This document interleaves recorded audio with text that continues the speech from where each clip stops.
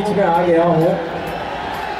बहुत अच्छी तरह से प्रोग्राम हो रहा है। इतने अच्छे श्रोता मैंने आज दिन तक कश्मीर से लेके कन्याकुमारी तक नहीं देखे। हालांकि सच बात तो ये है कि मैं इतना दूर दूर तक गया भी नहीं।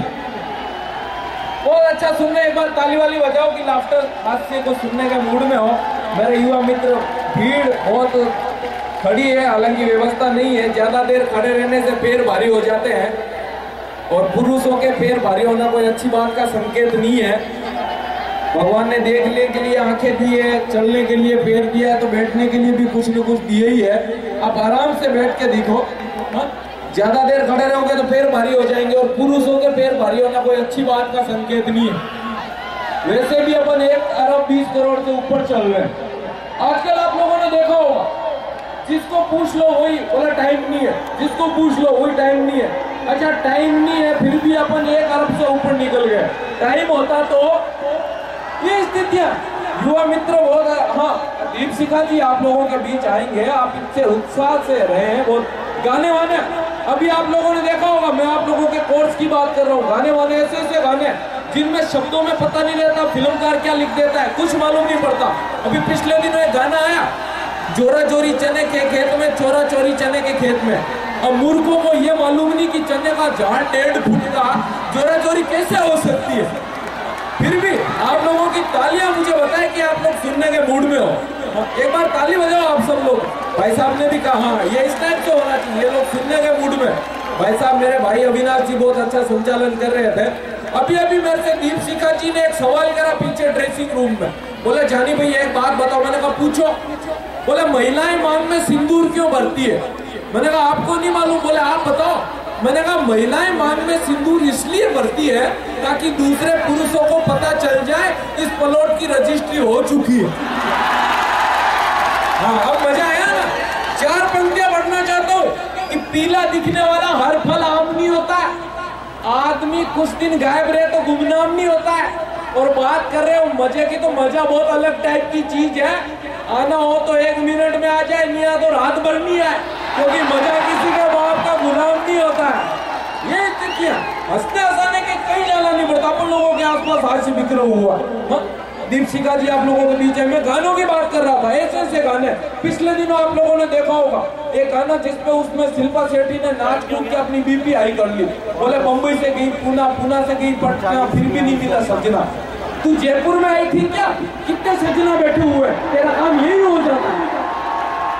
ये स्थितियां बॉम्बे में बैठे लिख देते हैं। वो एक गाना हो रहा है, अभी डांस होगा उस गाने पर। वो बीड़ी जलाएंगे जिगर से पिया, जिगर में बड़ी आग है। अब मेरे को ये मालूम नहीं है कि भाई आप खुद लोग समझदार हो, भाई जिसको बीड़ी जलानी होगी 18 की माचिस नहीं खरीद लेगा। और जिगर में ही आग होती तो ये जॉन अब्राहम बिपाशा की जिगर पे बाटी सेक के नहीं खा लेता।